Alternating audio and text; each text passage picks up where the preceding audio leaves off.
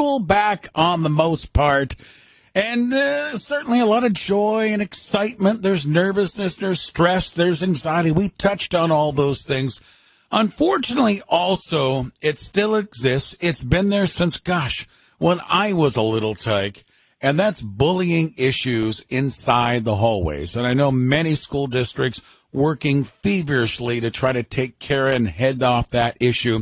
But it still exists, and maybe even more so today than it did 50-something years ago when I was in the halls in elementary school. And why is that? Because of electronics technology, social media, phones, and all that stuff going on.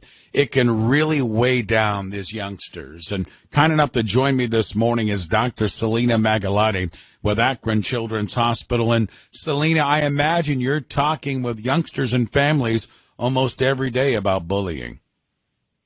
Yes, thanks so much for having me back.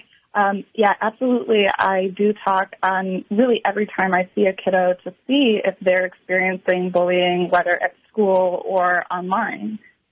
So let's get into what you're seeing just to educate parents a little bit, because this might be in effect or affecting your children and you might not know about it till it's hitting that fever pitch. So talk about what you're seeing in this world and underneath this umbrella of bullying. Yeah, so there's various types of bullying. So there's bullying, as you mentioned, both inside the school, kind of in peer groups, sports, those kinds of things, and activities, and then online. And I think the hard thing compared to, maybe our generation of kids is that kids can't get away from it. So especially with online content, when they go home, it used to be that home was more of a safe space, that they're away from different, from other kids and from the bullying, but now it can really follow them everywhere, and that can be really hard. And so we can see different things where kids can start to have different symptoms of really getting down on themselves because of the bullying. So, doctor, let me ask you this. First of all, from a parent's perspective, or maybe some administrative folks that are listening to us this morning in different school districts, what can we do from an adult standpoint to head this off or try to dissolve it as best we can? Yeah, so I think a really important thing is to help kids understand that this is a thing that can happen. So having open conversations with children about if they are ever being picked on, that their family and the school are safe places to go to explore what's going on. And, I think that it's important for kids to know that they're not alone when these things happen, and that they can feel comfortable coming to someone to let them know that there are concerns so that we can try to head them off. Many times, and we're visiting with Dr. Selena Magalotti with Akron Children's Hospital, many times, Selena, these kids might be being bullied and maybe a little bit shy of bringing that to teachers, administrators' attention, or even mom and dad's attention as far as that goes. Are there some signs that you've experienced through your years and working with children that this issue is ongoing and happening to their children? Yeah, so I think that kids can start to show avoidance symptoms. So they can start to, they can start to show things like not wanting to go to school, having poor self-esteem, talking negatively about themselves, seeming to have more stomach aches, headaches, seeming down, isolating more. And those are good things to watch out for, to bring up to your kiddo, like, what's going on? And it could be related to bullying, it could be related to something else, but I think being aware of those things, noticing that there's some changes, and then really exploring with kiddos, like, what's going on? How can I help? And the key word there, I think, and we're visiting with Dr. Selena Magalotti with Akron Children's Hospital, is getting help. And Selena, why don't you go down that road? Because sometimes, and certainly old school parenting, oh, you'll get over this, or just tell them off and, tell them to shove it, those type of things. But if we don't get help in regards to these bullying issues, I'm sure you've seen long-term effects. Yeah, definitely. So I do think that, starting with, I think it's kind of a multi-tier approach. So I think starting with, the first thing is to know that it's happening. And often that's even the hardest barrier. Like you said, some kids aren't comfortable bringing it up. So I think noticing the differences, talking on a regular basis with your kiddos about these things. So then when they do come up, it's more normal that we're having these kinds of conversations. I think next steps is to really work on empowering your kiddos to, to have their own internal self-worth. So if there's little bits of commentary that it doesn't, fully break them down, but if it's crossing that line to, a really hard point that it's really negatively affecting things, I think exploring with the school can be helpful. And then really if we're getting beyond that where kids really are struggling, and I do see that every day, seeking out professional help is actually really important and really helpful, whether that's talking to your pediatrician, whether that's seeking out behavioral health help.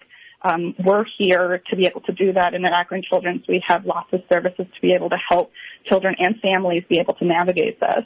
Dr. Magalotti, in some degree, and I know it's a case-by-case thing, what about parents getting involved at the school district if they're seeing their children, their young student really being affected to this? Should they go to the school and talk to some administrators or talk to some counselors? Yeah, I think that's very reasonable, and the schools are very used to this. The schools are working really hard to reduce this happening, but they do have a lot to balance, and I think that being able to talk to the school about, hey, this is what I'm seeing. What are you seeing? Like, how can we work together to really help all of these kiddos be able to get the education that they need?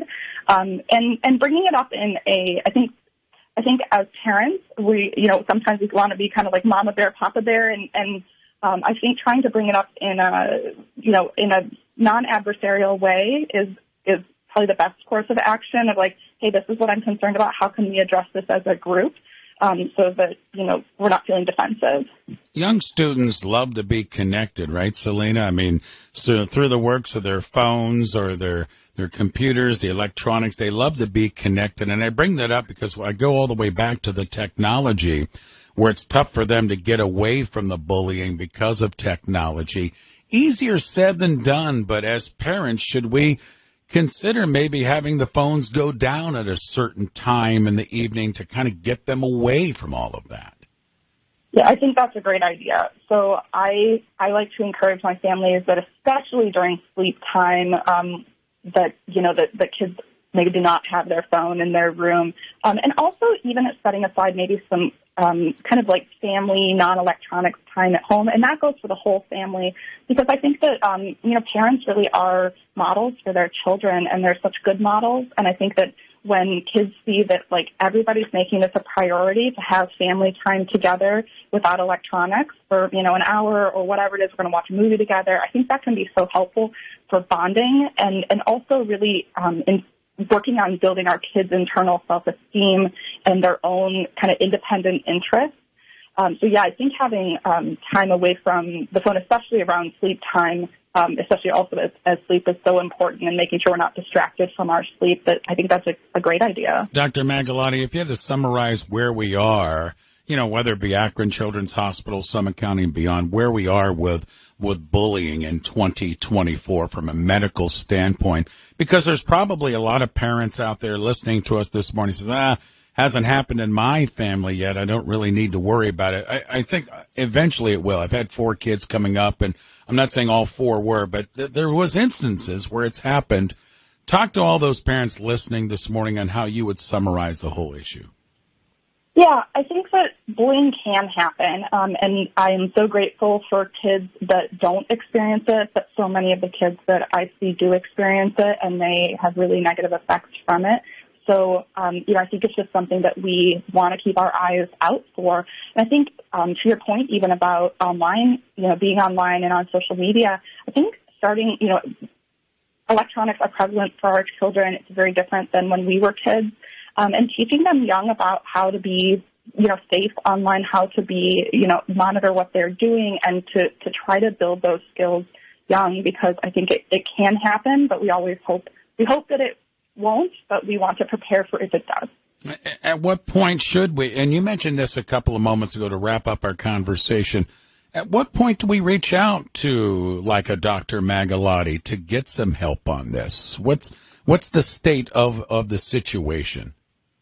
Yeah, I think that when it really seems like we've exhausted our options at home and just need additional support. So when kids are starting to have kind of persistent mood symptoms, they're having, they seem sad, they don't want to go to school, they're not their usual self, they're having trouble sleeping, they're less interested. But it's also okay to reach out even before that and just seek guidance of how do I manage this? I want to make sure that I nip this in the bud and that I'm really supporting my kiddo in the best way possible.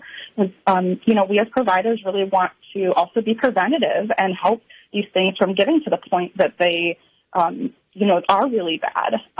So I think that us being able to help wherever the families feel that we can, I think is so important. I agree. Selena, thank you for the time and the insight, and hopefully there's a lot of people, whether it be administrators in school districts or parents and guardians, grandparents listening to us this morning. Unfortunately, it is there. So pay attention, as Dr. Magalotti mentioned.